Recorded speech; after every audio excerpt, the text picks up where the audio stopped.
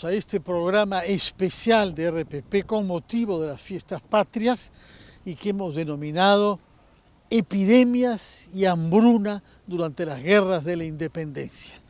Nos hallamos en uno de los dos torreones de la fortaleza llamada Real Felipe en el Callao, que fue sede y jugó un papel importante en algunos episodios de la independencia. Se alternaron en el control de ella fuerzas patriotas y fuerzas realistas hasta 1826, es decir, casi 2 años después de la victoria de Ayacucho, cuando el brigadier Rodil decide renunciar al control que había preservado, pese a la independencia del Perú, de esta fortaleza. La fortaleza del Real Felipe había sido construida después del terremoto de 1746. El virrey Manso de Velasco I y su sucesor, Amati León, decidieron construir acá una obra arquitectónica que cuenta entre las más grandes que España construyó en América y la fortaleza militar más amplia. Se trata de 70.000 metros cuadrados, es decir, 7 manzanas, 7 hectáreas, en forma de pentágono. Un siglo y medio antes de que los Estados Unidos adoptaran esta denominación para su Ministerio de Defensa, había aquí un pentágono con 5 puntas, en cada una de las cuales había un baluarte que servía para defenderse en caso de ataque. Y en el centro, donde nos hallamos nosotros, 2 torreones. Nosotros nos hallamos en el Torreón de la Reina y del otro lado vemos el Torreón del Rey. Allá, al frente, a unos 150 metros, hay gente que está entrando a visitarlo. Del otro lado, estamos viendo la Casa de la Gobernación. Hay un gobernador militar de esta fortaleza que puede recibir a miles de personas, es como una ciudad, como una ciudadela, que todavía se conserva en buen estado y que es sede de un museo que vamos a visitar después. Hacia el otro lado, naturalmente, vemos un cañón de fines del siglo XIX que se puso ahí después de la batalla del 2 de mayo de 1866, que fue dirigida desde acá por el comando militar de la época. Y naturalmente vemos al frente nuestro la isla San Lorenzo y el nuevo puerto del Callao, y cerca de nosotros el buque Blanco, el buque Humboldt, que fue hasta hace poco el buque científico de la Marina de Guerra, que ha sido entre tanto reemplazado por el Carrasco. Son naves equipadas para la investigación oceanográfica que viajan todos los años hacia la Antártida. Vamos a visitar esta fortaleza, repito, construida en el siglo XVIII bajo el nombre de Real Felipe, en homenaje al rey, por eso Real Felipe, Felipe V, que había muerto el mismo año del terremoto de Lima en 1746. Y como hemos dicho, esta fortaleza fue construida después. San Martín le cambió de nombre y le puso Castillo de la Independencia, para no usar un nombre asociado a la monarquía borbónica. Pero el nombre viejo, Real Felipe, fue restablecido por Leguía en 1925 y es así como lo conocemos, Fortaleza Real Felipe. Vamos a visitar algunos espacios para comprender cómo se vivió acá y saber cuánta gente murió como consecuencia del escorbuto y otras enfermedades que no pudieron ser combatidas en ese momento. Bienvenidos a nuestro programa.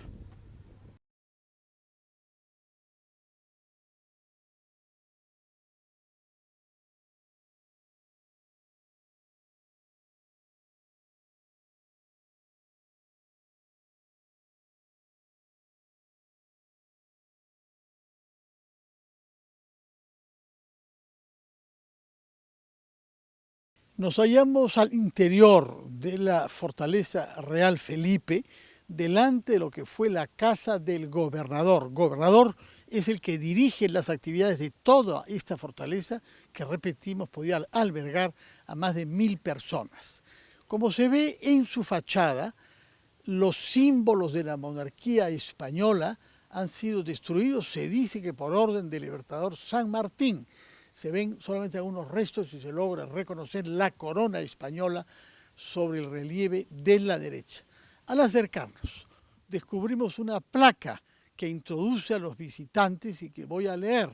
La Nación, desde 1926, rinde homenaje al primer centenario de la capitulación del brigadier don José Ramón Rodil, el 22 de enero de 1826, rindiendo tributo de admiración a las fuerzas sitiadoras, es decir, las fuerzas patriotas de mar y de tierra, de esta fortaleza, y también a las sitiadas en enero 22 de 1926. Es decir, capitán Taipe, cuéntenos, es un homenaje que el país hace 100 años después de los hechos a las dos fuerzas militares que se enfrentaron hasta el 26, porque incluso después de Ayacucho el señor Rodil no quiso retirarse de acá y hubo que sitiarlo y sacarlo a la fuerza. Así es.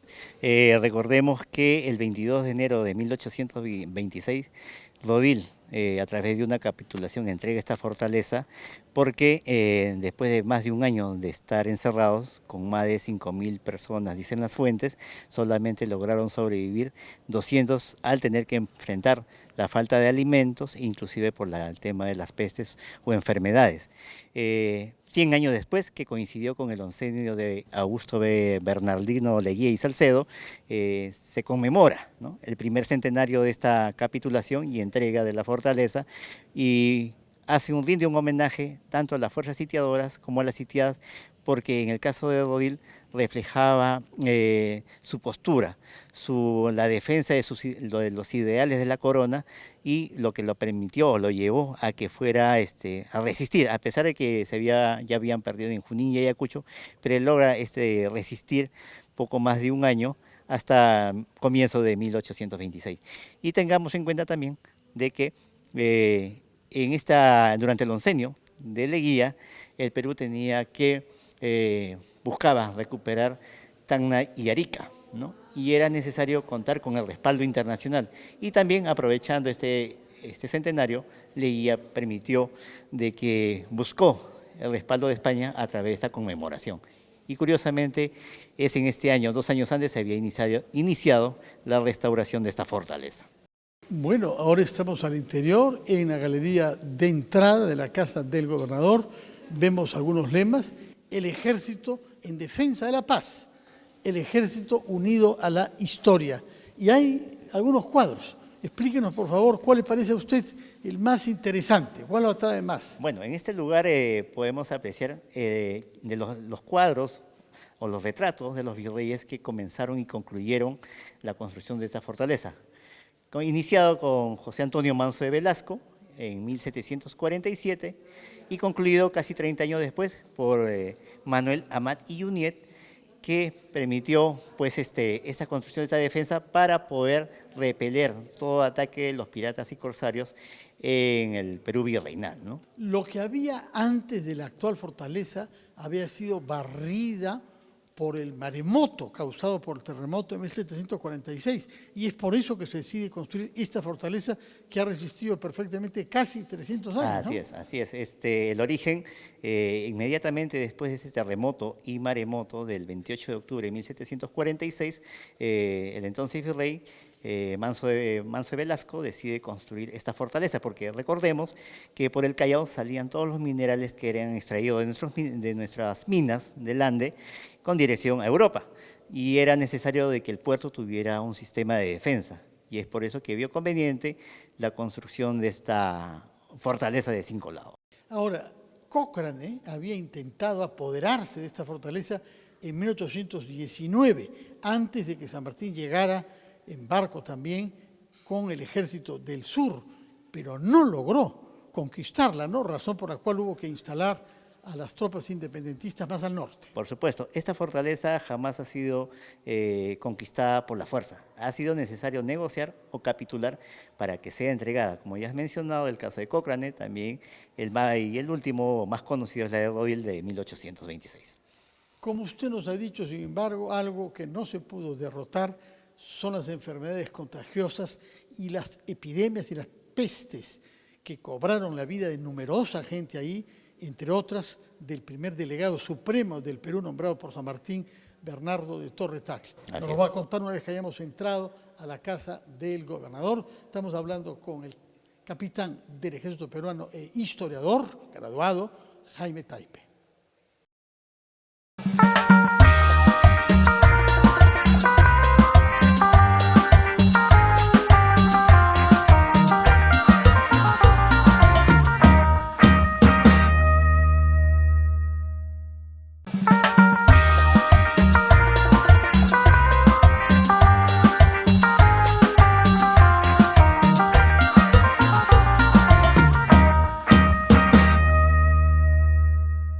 Nos hallamos en compañía del capitán Jaime Taipe del Ejército Peruano en una de las habitaciones, uno de los espacios de la Casa del Gobernador, que es, repito, la sede del Poder Central en esta inmensa fortaleza de más de 7 manzanas, según contamos actualmente.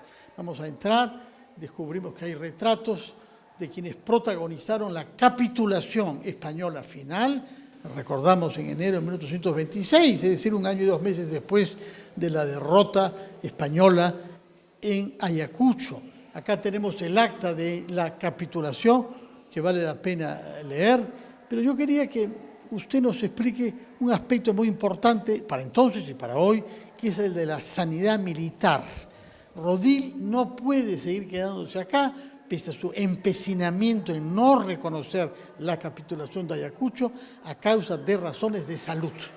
Cuéntenos, por favor, capitán Taipe, qué enfermedades y qué contagios se producían y qué sabía para entonces la medicina que usaban los ejércitos. Sí, te comento, cuando Rodil se entera de la capitulación de Ayacucho y le informan de que él también debe entregar ya los castillos del Callao, él responde que capitulen los que se han sido derrotados, yo no. Y él comienza este encierro, ¿no?, conocido, que culmina en enero de 1826, y ahí en ese proceso de poco más de 1 año hay una serie de enfermedades, de problemas de salud que van afectando a quienes se encerraron junto con él. En total, dentro de la fortaleza estuvieron aproximadamente entre 5.000 a 7.000 personas, entre civiles y militares. ¿Y cuántos quedaron hasta el día de la capitulación? Solamente refieren las fuentes que solamente lograron sobrevivir poco más de 2.000 personas. Algunos habrán escapado, pero otros muchos murieron. Así es, hubo muertes por el problema de escorbuto, problemas estomacales, diarreicos. ¿Por qué es que se produce el escorbuto? Sí, lo que pasa es la falta de comer sal, por ejemplo, ¿no? Y qué otra cosa más, el agua que ellos bebían no era salubre. Y debemos tener en cuenta que la fortaleza había sido sitiada. ¿Qué significa ser sitiada? Rodeada por las fuerzas patriotas. Y no permitía el acceso de comida, de agua, lo que provocaba, pues, evidentemente las enfermedades y los problemas y las alteraciones de las mismas personas que estaban encerradas. Y es por eso que esto de alguna manera fue presionando a Rodil, a pesar que él resistía, e inclusive, ¿no?, se comenta de que él en algunas noches abría la puerta del perdón para que quienes estaban acá adentro salieran. Pero ¿qué pasaba? Las fuerzas sitiadoras que estaban afuera pensaban que salían a atacar, y apenas salían estas personas, eran recibidos a balazos. Los que lograban sobrevivir intentaban retornar, pero también eran recibidos producto de los disparos de las fuerzas realistas, pues, ¿no? Debemos tener en cuenta que dentro de las enfermedades, un poco haciendo historia, cuando San Martín llega a Paracas, en septiembre de 1820, eran 4.000 soldados, de los cuales 1.200 venían con problemas estomacales. Y eso hace de que se busque o se pida el apoyo de la población, sobre todo de Ica, para que formara y se incorpore a las fuerzas patriotas. Y eso nos permite observar de que las enfermedades, las pestes, las pandemias provocaban muchas bajas, no necesariamente producto de los enfrentamientos, sino porque evidentemente para la época la medicina no había avanzado lo suficiente, ¿no? Se tenía que recurrir a las hierbas, ¿no?, a las pócimas, para poder de alguna manera socorrer o mejorar la salud de los combatientes. Ahora, desde antes del encerramiento que se produce acá hasta el 26, las tropas que habían combatido en la sierra, Bolívar escribe sobre eso, sufren por el soroche, sufren por los vientos helados y sufren por la mala comida y se contagian. En ese momento hay malaria y hay tifus y tuberculosis incluso que afecta a los jefes supremos, San Martín, que padeció de eso, y Bolívar, que no pudo participar personalmente en la batalla de Ayacucho por su mal estado de salud, ¿no? Inclusive sabemos bien en Pativilca hay un cuadro muy conocido donde se ve pues a Bolívar expectorando sangre, ¿no? Por el problema de la tuberculosis que él tiene. San Martín también no fue la excepción. Pero ¿por qué pasa esto? Recordemos que tienen que recorrer costas, sierra, ¿no? La presión del momento, las preocupaciones, las malas noches, evidentemente afectan la salud del combatiente, en este caso de los jefes militares. Más aún, volviendo al tema de la fortaleza, con más de 5.000 personas, el no poder tener que alimentarse, inclusive tuvieron que recurrir, cuando ya se les escaseó los víveres, tuvieron que recurrir a comerse los caballos, los perros, o las mascotas, como conocemos ahora, inclusive hasta los roedores, para poder sobrevivir. Y evidentemente comer ello también provocaba las enfermedades que también generan la mortandad. Entre los muertos figura también el marqués de Torre-Tagle, que había sido el primer delegado supremo del Perú, la primera autoridad nombrada por San Martín, ¿no? Que entra en conflicto con Bolívar, que viene al Callao y que haya refugio acá. Murió también como consecuencia de una enfermedad contraída, de la misma manera que le había pasado antes a su esposa y también a descendientes, ¿no? Sí, eso evidencia pues de que la enfermedad no hacía distingos de grado militar, de posición social o económica, porque al final en este encierro de la fortaleza por más de un año afectó a todas las personas, e inclusive que fue incluso presidente del Perú, pues, ¿no? Que es el caso de Torre-Tagle. Pocos remedios válidos científicamente, se usaba mucho el fruto del árbol de la quina, que por esa razón entra al escudo nacional y está todavía ahí, la quinina, ¿no? Que se usó contra algunas enfermedades, pero también derivados del opio. Y eso trae malas consecuencias. San Martín se vio afectado por el uso del láudano, ¿no? Sí, pues si hacemos un poco, retrocedemos en la historia, el caso de Martín de Porres, que después sería santo, recurría mucho a las hierbas, entre ellos la quinina, ¿no? Para la solución o poder mejorar la salud de las personas. Y evidentemente, si debemos tener en contexto, pongámonos en un momento 1825, 1826, no hay los avances de la medicina, encerrados más de 5.000 personas en un solo espacio, en donde tienen que hacer una serie de actividades, incluso también las necesidades fisiológicas, evidentemente iba a generar una serie de consecuencias en contra de la salud de quienes estaban acá. Tenemos médicos ya, y entre ellos un protomédico mulato, Juan Manuel Valdés, quien ha escrito un informe sobre las epidemias y las enfermedades del año 1821, ¿no? Uh-huh. Sí, hay referencias al respecto, pero evidentemente se hacía lo que se podía, pero evidentemente también hay que tener en cuenta la cantidad y el momento en que se tenía que vivir, pues, ¿no? ¿Puede decirse, capitán, que más gente murió de enfermedades contagiosas que de balas? Así es. Las fuentes señalan de que por enfrentamiento poco más de 200, pero por el tema de salud o salubridad superaron casi las 2.000 personas. Bueno, felizmente hemos hecho avances en medicina y los ejércitos tienen sanidad militar, incluso generales asimilados que son médicos y que velan para eso, para que nadie muera dando servicios al país por enfermedades curables. Capitán, muchísimas gracias, ha sido un gusto pasear con usted en este local histórico y ver momentos que expresan la manera como se ha construido nuestra nación independiente. Muchas gracias. Gracias a ustedes. Ha sido el capitán Jaime Taipe, responsable del patrimonio cultural de la Fortaleza Real Felipe, que ha tenido la amabilidad de acompañarnos a lo largo de nuestra visita en este lugar histórico de nuestro país.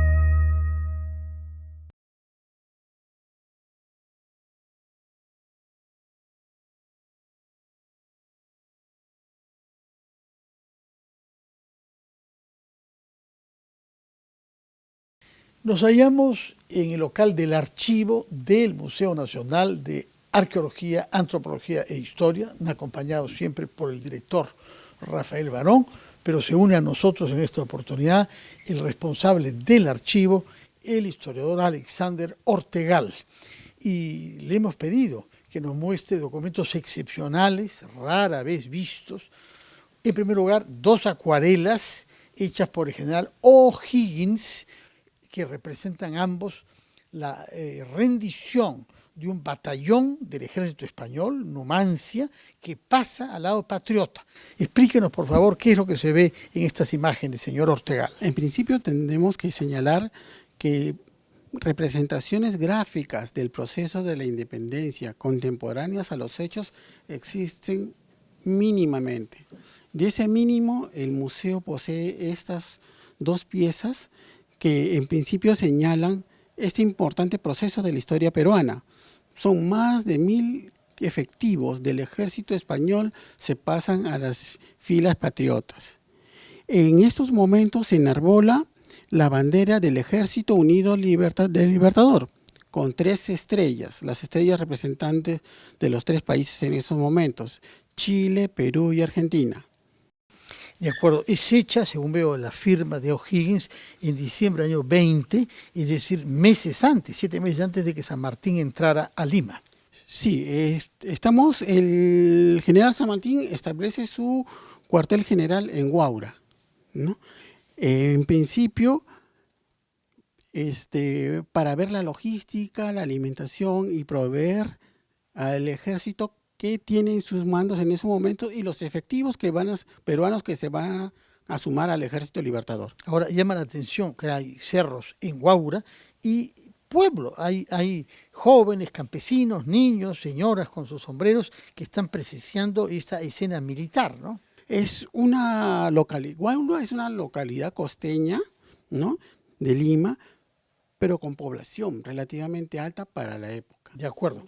Por otra parte, acá tenemos un documento excepcional que es el original de la capitulación de Ayacucho, firmada al término de la batalla, el día mismo, lleva la fecha del 9 de diciembre de 1824. Es hecha bajo la autoridad del general Sucre, porque Bolívar está enfermo, se ha alejado del campo de batalla, estaba en Lima, en este lugar donde nosotros estamos. Sucre, en la pampa de Ayacucho, firma con Canterac. Explíquenos si era usual que el mismo día firmaran una capitulación con 19 puntos concedidos. En principio hay que notar que durante la batalla empieza alrededor de las 10 de la mañana y se extiende hasta la 1. En el campo de batalla quedan más de 2000 personas muertas. No, nosotros como historiadores siempre se señala el aspecto idílico de esta campaña, pero en realidad esa campaña costó vidas, ¿no? Y eso es lo triste de estos procesos históricos, ¿no? 2000 muertos en el campo de batalla, y entre ellos muchos hermanos que se enfrentaron en ambas partes, ¿no? Claro, como Ramón Castilla contra su hermano Leandro, que permaneció español, ¿no? O los hermanos Tur, ¿no? El abrazo de los hermanos Tur. Ahora, quiero que me diga algo sobre un aspecto importante que es el tema de las enfermedades. Bolívar, dijimos, no pudo estar en el campo de batalla, está en Lima, pero además él da cuenta de la mortalidad enorme que su ejército sufre de la misma manera que el ejército español, sobre todo cuando han tenido que atravesar los Andes, se exponen al soroche, a grandes fríos, a vientos secos, además de otras epidemias. Díganos una palabra sobre la mortalidad por enfermedades. En principio San Martín, ¿no? Cuando llega San Martín a Huaura, estamos viendo diciembre de 1820, hay que imaginar, no a Huaura como ahora, ¿no? En esa época tenía una gran vegetación y por coincidencia son la época de la estación estival, del verano, con las grandes avenidas del río. Eso significa una presencia enorme de mosquitos. Esos mosquitos en algún momento han estado enfermos y son los que inician la epidemia en el ejército libertador. Malaria. Malaria. tiene otro nombre, el paludismo, o también en las consecuencias de la enfermedad, las tercianas, ¿no? Tembladeras. La documentación que ha quedado con respecto a enfermedades de ese momento no son muy claras, no son muy precisas. ¿Por qué? Porque se confunden los síntomas, ¿no? Ahora, lo que sí es cierto que San Martín vino con 7 efectivos de sanidad, entre ellos un par de cirujanos. Ellos son los que le administran y atienden al ejército enfermos. Sí, hubo una gran cantidad de enfermos, muchas bajas, no tantas como a veces se exagera, ¿no? Pero porque la enfermedad de esta, la mortandad de estas enfermedades se calcula pues en un 2 o un 5%, no como se manifiestan en algunos documentos. Pero sí, hubo muertos. Pero el proceso duró muchas semanas. Y al propio Bolívar, yo no sé si ha muerto de tuberculosis, ¿eh? Sí, de tuberculosis murió. Lo que hay que notar de que el excesísimo estrés que tuvo el Libertador, ¿no? Después la ingesta de alimentos no eran siempre en sus horas, no siempre en sus momentos, y las preocupaciones, el vivir siempre montado a caballo, porque él prácticamente montó a caballo por toda Sudamérica, ¿no? Batallando acá, pero con la cabeza puesta en los conflictos que se abrían en su tierra de origen, en la Gran Colombia, ¿no? Entonces, él en los cuadros que se ha visto ya se nota una persona bastante delicada, ¿no? Y él muere de tuberculosis, pues 8 años después. Historiador Ortegal, muchísimas gracias, felicitaciones por su contribución escrita sobre estos temas de epidemias que vamos a consultar, pero también por la manera impecable como tiene el archivo, que miramos y tratamos con el mayor respeto. Señor director Rafael Barón, muchas gracias.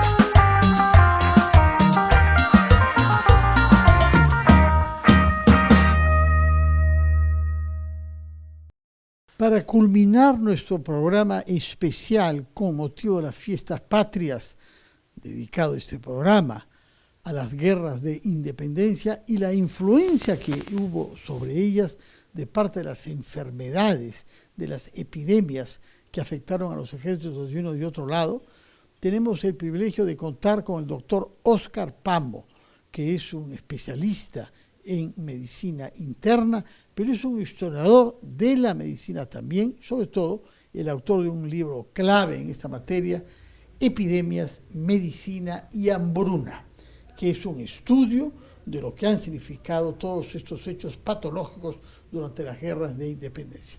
Doctor Pamo, muy bienvenido por estar con nosotros en este programa especial de Fiestas Patrias. Gracias, muchas gracias por la invitación, señor Carvalho. Ahora, se dice por ahí que durante las guerras de independencia, tanto como de balas, los soldados, incluso sus jefes, morían por enfermedades contagiosas y epidemias. ¿Cuán cierta es esta afirmación? Sí, así es. Recordemos que toda la guerra de la independencia americana ocurre en la era preantibiótica. O incluso, digamos, no se conocía la etiología, la causa de las enfermedades. Recién la teoría microbiana aparece hacia fines del siglo XIX. Por tanto, en medicina se hacía lo que se podía y con lo que había, ¿no? Incluso siguiendo doctrinas ancestrales como la medicina hipocrática, pero que muchas veces en la guerra no servía, porque allí había que actuar, cuando eran sobre todo heridas de guerra, pues había que actuar en ese momento. Pero sí, las fuerzas de todos los grupos que estaban en guerra no solo morían por efectos de las heridas, sino también por las enfermedades. Estaban sometidos a largas caminatas, fatiga, cansancio, contraían las enfermedades de las regiones donde ellos incursionaban. Era conocido que en buena parte de América había malaria, las neumonías estaban a la orden del día, la fiebre tifoidea, y periódicamente habían brotes epidémicos de sarampión y varicela. Recordemos de que tampoco no había una vacunación masiva de la población como se recomienda ahora. Entonces, todo ese contingente que se desplazaba estaba expuesto a muchas enfermedades y muchos se recuperaban por evolución natural, porque muy poco se podía hacer no había antibióticos, no había operaciones, no se conocían los principios de la asepsia, la antisepsia. Las enfermedades evolucionaban de manera natural, uno curaba de manera natural, muchos quedaban con secuelas y muchos morían, ¿no? Esa era la realidad, y no solo de los grupos en guerra, sino también de la población en general, ¿no? Ahora, usted hace notar en su libro que la vacuna había sido introducida en América Latina desde 2 décadas antes de la Guerra de Independencia, específicamente la vacuna contra la viruela, que en la época era mortal y producía grandes daños, ¿no? Así es, la viruela ya justo con la expedición filantrópica que vino hacia principios del siglo XIX, ya estaba en Lima y había una comisión de vacuna que se encargaba de mantener vivo el fluido vacuno. Recordemos que en esa época no había pues cadena de frío, entonces se mantenía la vacuna inoculando a los niños periódicamente antes que secara, antes que curara, ¿no? Y así era una cadena viva. En el barco incluso, ¿no? Así vinieron. Había que ir contagiando a un niño cada semana para que se mantenga. Con una veintena de niños, y ni bien llegaban a un pueblo, buscaban niños para seguir con la cadena, ¿no? Y eso se mantenía aquí, así se conocía la vacuna antivariólica. Otro tipo, digamos, otra forma de vacuna antivariólica también había llegado por Buenos Aires, pero la más usada era la de aquella que era por inoculación directa a partir de lesiones de vacuna, ¿no? Sí, y lo mismo San Martín, cuando decide iniciar su expedición libertadora, una de las cosas que hizo fue que se vacunara a todos los soldados posibles, ¿no? Porque era la única vacuna disponible también en ese tiempo, ¿no? Solamente contra la viruela, no había vacuna no había contra otra otras vacuna. enfermedades. Por ejemplo, por ejemplo, para prevenir la rabia, matanza de perros. No había otra forma. Después no había las otras vacunas no existían todavía. Ahora, sobre San Martín que usted ha mencionado, él ha partido de Argentina, ha atravesado los Andes hacia Chile, ha pasado la guerra de independencia en Chile varios años y viene hacia el Perú en barco. Pero es un hombre que llega con enfermedades y a todo lo largo él tiene periodos de reposo y de aislamiento y de tratamiento con láudano. Hay quienes dicen que el uso excesivo de un derivado del opio le hacía daño. Yo no diría que le hacía daño, pero sí el láudano, que es la tintura alcohólica del opio, y se trataba, pues, usaba para calmar el dolor, para la diarrea, para los cólicos, ¿no? Dependiendo de la dilución. Pero él sí, cuando uno revisa su vida, tiene varios males. No hay pero él llega hasta la vejez, o sea, no hay una enfermedad. Más de 70 años en Francia, ¿no? Claro, no hay una enfermedad que lo haya consumido y lo haya, digamos, impedido que realice la obra que hizo, ¿no? Entonces, pero sí se tenía varios males. Incluso él no creía mucho en la medicina hipocrática que se practicaba en aquella época, porque él, cuando uno revisa, encuentra, él tenía un maletín de medicina homeopática. La homeopatía aparece en la primera década del siglo XX en Alemania con Hahnemann, y se extiende en toda Europa. Es una medicina alternativa, tiene principios que nosotros no lo aceptamos, pero que se usaba. Pero sí, él llevaba y guardan, ahí hay un museo, un maletín con la medicina homeopática que cargaba San Martín, ¿no? Entonces, probablemente su médico le recomendaría esas cosas, pero sí es un hombre que tuvo muchos males, pero ninguno de ellos que le causara un gran impedimento para realizar su obra, ¿no? Mientras que Bolívar, que viene más bien de países tropicales, él ha librado batalla en el Valle del Orinoco y en otras regiones verdaderamente difíciles, sí llega enfermo y no puede estar presente en una batalla tan importante como la de Ayacucho. Y de hecho, cuando se va del Perú, en su país de origen, en la Gran Colombia venezolana. Él fallece a los 47 años. Sí, él, su vida es diferente y efectivamente en los últimos años él arrastra, se siente enfermo y muere. Y cuando uno revisa el protocolo de la autopsia que le hicieron cuando murió, son las lesiones típicas de la tuberculosis que nosotros conocemos. Han tratado después, por ese estigma que tiene la tuberculosis, de maquillar el asunto, de mencionar otras enfermedades, pero no, las lesiones son típicas de tuberculosis. En aquella época la tuberculosis cundía, era la peste blanca, era muy común en todas las poblaciones, así que no nos extrañe que él en algún momento se contagió y enfermó y tenía esa forma de tuberculosis crónica, ¿no? Sin duda. Ahora, hay una personalidad médica que usted destaca y que me parece que vale la pena mencionar y elogiarlo, el protomédico Juan Manuel Valdés, mulato, que consigue que a título excepcional le permitan hacer estudios en San Fernando, que había sido creado recientemente, en 1811, claro, me parece, y que escribe un libro que usted cita y hace conocer sobre las epidemias durante la Guerra de la Independencia. Esto pocos años después de llevarse a cabo ellas.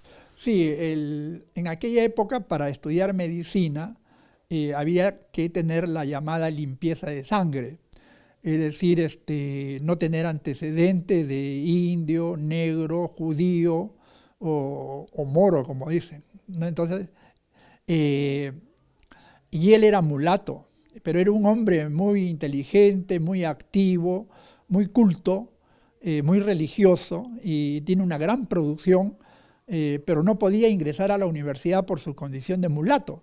Entonces se pide, los profesores del Colegio de Medicina y Cirugía de San Fernando piden una dispensa al rey de España. Se obtiene la dispensa y él puede ingresar al Colegio de San Fernando y graduarse como doctor en medicina, ¿no?